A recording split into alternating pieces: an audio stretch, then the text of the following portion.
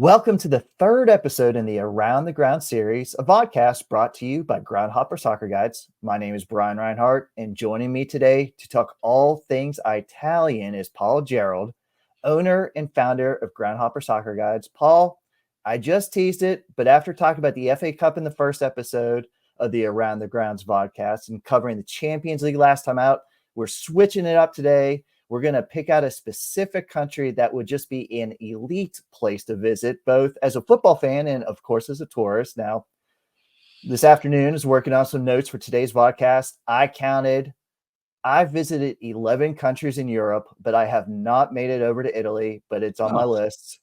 I know you've been to Italy. Come on. What cities and regions have you been to over in Italy?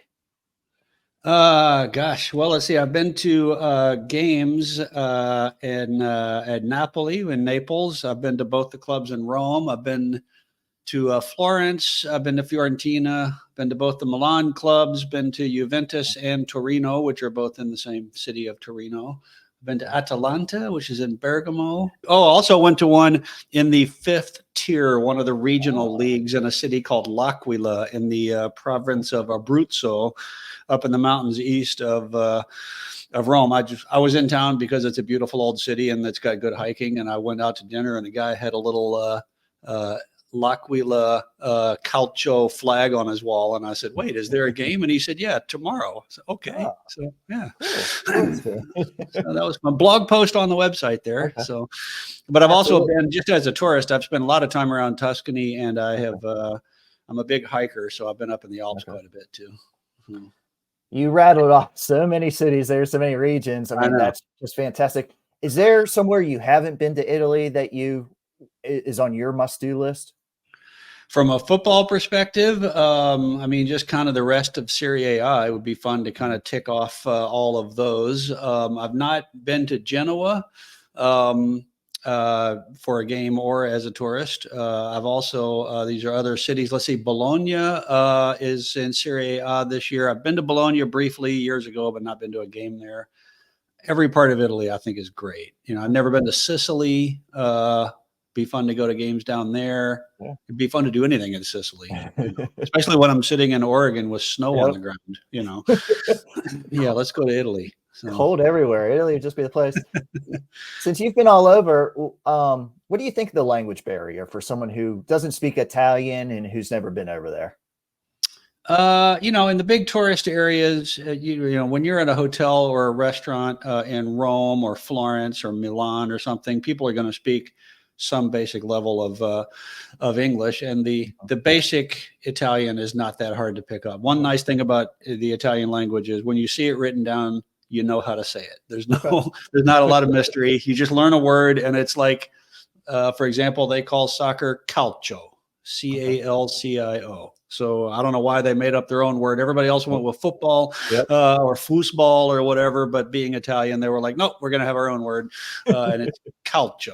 So yeah, dove il calcio? Where's the soccer? Okay. Point me to the game. You know, no, it's a heavily touristed country, probably one of the most in the world. So they're used to people around, and also wherever you go in Europe, English is kind of the second language. Yeah, absolutely. So I have friends from Holland that go to France and speak English to people. Okay. Why not? Yeah. A lot of questions you field when helping people get their tickets to these games is logistics about the countries they're unfamiliar with. People can do their research, but until they get over there, sometimes they just don't know. How's public transportation? I mean, what is the ease of moving around both in a city and just going around the entire country? The trains are excellent in between cities. They have different levels of trains. Some of them are really, really great. Some of them are colorful, you might say, and they run much more on time than the stereotype would suggest. No, so getting from city to city is easy. And just for example, I mentioned Milan and Torino. Those are up in the northern parts of the country where you'd find Juventus, Torino, AC Milan, Inter Milan. Those cities on a train are about an hour apart, and Milan to Rome is 2 or 3 hours, I think, of a nonstop, very comfortable train. And Florence is on the way down there. So, you know, it's easy getting around. In the cities, Yeah, this is where the language barrier and cultural differences. If you're trying to figure out the city bus system in Florence, you're just going to have to ask people. But, download the City Mapper app and it'll tell you go to this place and get on this bus that says this on the front of it and you'll get there. But for the most part, getting to the stadiums, pretty straightforward. In Milan, there's a subway stop right outside it. In Rome, it's the Olympic Stadium. You can't miss it. Yeah, it is different, of course, because in England, you look at the map and figure out where you got to go and just go get on the bus and ask the driver, "Am I on the right bus?" So I guess you could just say "Calcio" to everybody, and no point. Okay. Yeah. So no, it's a great country to travel around in, and that's one of the advantages. If the question is what's so great about Italian soccer, the first answer is it's in Italy. Yeah. Absolutely. Yeah. So. Perfect timing of the taping of this episode. I live in North Carolina. It was 17 degrees when I went to the gym this morning before work. So people, I'm sure, are starting to plan their getaways. They want to get to better weather. They just want to get out of work. There's no wrong answer here. This might be a stupid question, but when's the best time to go to Italy? Well, spring is beautiful. Spring is just out of control beautiful. And, and then in summer, like in England, summer, there's really not games, June and July. August can be quite hot, but after that, up until, October or November, it's beautiful again. And even in the winter, the northern cities can get pretty chilly, but winter in Rome and in Naples, not a problem. It's beautiful. So yeah, just almost any time. And in fact, there's probably not, since we most of the time we're talking about England. I can't imagine there is a time of year when the weather in Italy is not better than the weather in England. It's just a universal weather and food and just general cheerfulness. Yeah, Italy's better. I was gonna say we all see those Premier League games. People are bundled up over there, but they're still watching a football game. So, but Italy crowds are great, and that's what we're going to focus on now. We've hit some cities, hit a little bit of culture, Italian football, and we're going to test your knowledge over here. You've helped so many clients at Groundhopper Soccer Guides, but we're going to spend some time talking about the Italy's domestic league. It's easy to look at the standings, the top teams. But Paul, tell us about some of the more storied clubs and some of the best rivalries in the country. Well, the current big dog, I don't know how to say that in Italian, is Juventus. They won the league about 8 or 9 years in a row, and then they had some mismanagement and financial problems and scandal, all of which are extremely common in Italian football. So they dropped off for a few years, and last year Napoli famously grabbed the title from them for the first time since Maradona was there.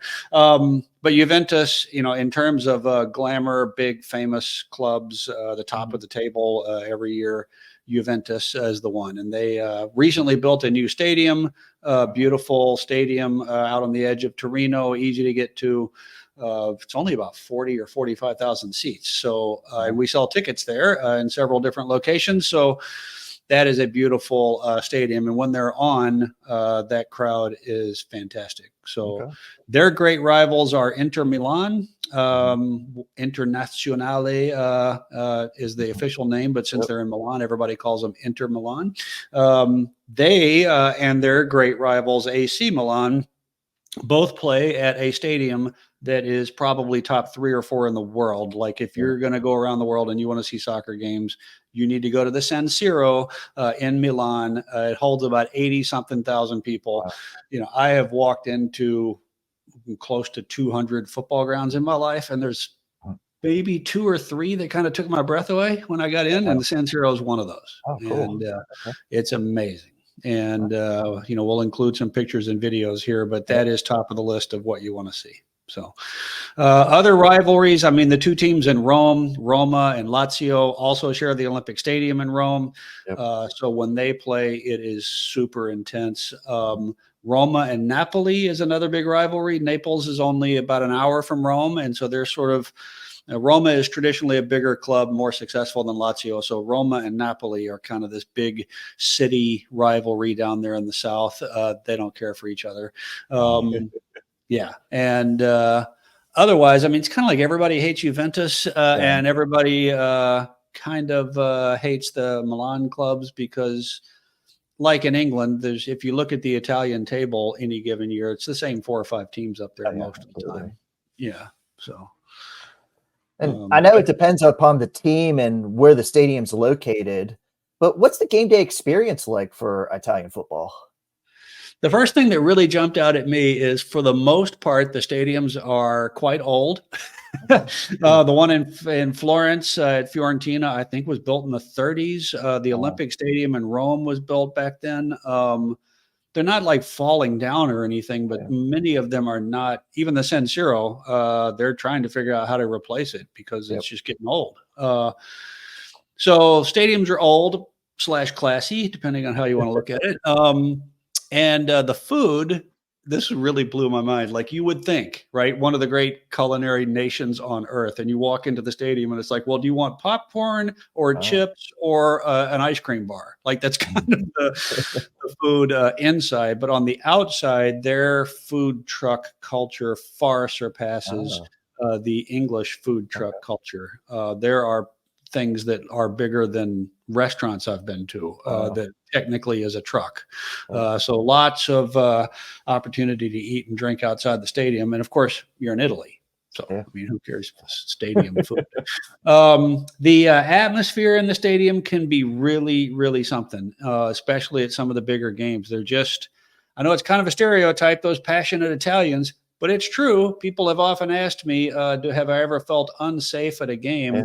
There were 2 times, both of them goal celebrations that I was in the middle of. One was Chelsea at Tottenham, and I was right behind the goal with the Tottenham people. And the other was a game at Lazio when they scored a late goal to go ahead in a game in the Europa League. And people around me went so nuts that I found myself kind of like, what is happening? Yeah. They also smoke cigarettes. They're not supposed to, but whatever. When I went to that game, it was a Europa League game, classic Italian moment. I walk up and the guy asked me for my passport. And I didn't realize this, but they check ID at Italian games, especially at the European games. But now your name's on the ticket. So you got to have your ID when you go to the game. I didn't know this. So I walk up and the guy says, "Passaporto." And I said, "I don't have my passport." And we went back and forth a couple of times. And then he said, "Yeah, go ahead." Classic Italian, right? And so I go in and the stewards didn't know where my seat was. And it was just like this giant stadium. I was like, I don't know, I'll just stand here. That's fine. Okay. So yeah, and the atmosphere can be really, really something. They get very worked up, positive and negative. Roma has tremendous atmosphere. Napoli has tremendous atmosphere. And then the other thing that they have that is true across Europe, not as much in England, is these ultras groups. So a much more formalized kind of like, I forget the names of them, but like Fiorentina has a section that they always sit in this part of the stadium, and it's constant flag waving, constant jumping and singing, and guys with megaphones and the whole thing. It's much more organized.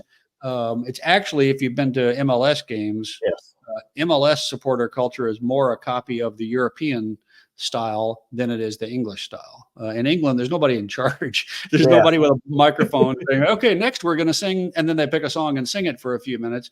That's what they tend to do in Europe. So in Italy, lots of flag waving, lots of, and another key word is giallo. That means yellow. So whenever there's un fallo, everybody else, giallo. If it's a foul on the other team, of course. Okay. So. I was going to say U.S. soccer national team. It reminds me of being over in Italy too, with the people leading the chants, the flags, and all that. What are they called? The American Outlaws or something? Yes, the American Timbers Outlaws. Army here in Portland, that kind of thing. Those don't exist in England. Okay. There's singing, but it's just much more spontaneous. Talked a lot about the domestic league, but we all love watching Italy in the World Cup and the Euros. And by the way, I'm very excited. Euros are this summer in Germany, but as a fan of the game, any big international stars from Italy stand out to you over your years of watching? Gosh, let's see. I mean, they won the World Cup in 2006, and I think almost all of those players were from, Inter, AC Milan, Juventus, or probably Roma. I'm not really sure. Yeah, so no particular names come to mind because I don't really track individual players that much. But it's they love that team, and when they didn't make the World Cup last time around, again, just madness. I mean, they lost at home to North Macedonia. I can't even imagine. Surprised the country survived. Well, I remember World Cup was in the U.S. in 1994. Italy played Brazil in the final. Penalty kick shootout. Do you remember who missed the crucial shot? That was Roberto Baggio, I think. Yep, absolutely. Yep, I always remember that, and I remember the ponytail. He had a right. Ponytail. And my other story, actually, Juventus came to Raleigh. They came to Carter Finley Stadium. I got to see him play. Got to shake hands. Greatest goalkeeper, maybe not just in Italy, maybe the greatest goalkeeper ever. Do you know who that was? That's Buffon. Is that his name? Yep, absolutely. Got to shake hands with him. So I'll always remember that. Yep. So my two. Well, here's a great story about Juventus, by the way. One of their all-time great legendary players back in the 50s and 60s was actually British and had played previously at Leeds United. And John Charles, I think, was his name. And if I got that wrong, the Leeds people will let us know. But they had a fire at the stadium, I think, and they needed money, so they sold him to Juventus, and he was like this giant of a guy who never got a yellow card in his career, and so he was known as the gentle giant over at Juventus and became a legend. But even more interesting to me is that the reason Juventus wears black and white striped shirts is that in the very early days when they were getting started, somebody at the club was associated with Notts County back in England and gave them some shirts. And so here, you should wear these. And Notts County wears black and white stripes. They're called the Magpies. And so Juventus began wearing black and white stripes, and they still do. So they got those shirts from Notts County. And when they opened the new stadium, maybe 10, 15 years ago, they had a friendly game to open the stadium, and they had Notts County come out. And so that was kind of a fun thing to watch. They beat them, of course, but I think Notts County scored a goal. I can't remember, but these things are fun. So I'll have to look that one up. Okay. So yeah, really, soccer in Italy, for some people, it will be the reason that you're going. People want to go to the San Siro. They want to see Roma play at the Olympic Stadium. They want to, go to Juventus or whatever. But it's also like it's spring break. Like we're working right now with somebody who's taking the family to Rome and Florence for spring break. And I'm like, we can add a game in both of those cities, and so why wouldn't you? Because I always tell people, like, when you are sitting in your restaurant in Florence, right, and you're having a great time and a great meal and it's beautiful, and you look out in the back and you see the waiter and one of the chefs standing out there in the back smoking a cigarette, which they will be, and they're talking to each other on their little break, there's a 70% chance they're talking about soccer. And so if you want to know what's going on for the people who live in a place like Florence, find out about Fiorentina and go over to the game. I mean, I once went to a game there and was impressed with one of their midfielders. And the next day when I went to the airport, me and the cab driver spent 25 minutes talking about that guy's game. Just because that's what people know about, it's a great way, as Rick Steve says, to be a temporary local. So traveling in Italy is a great, great thing. We all know that. I'm just saying, add a soccer game and find out what living in that city is like. Perfect segue, because of course at Groundhopper Soccer Guides, Paul and his team want to get fans to games.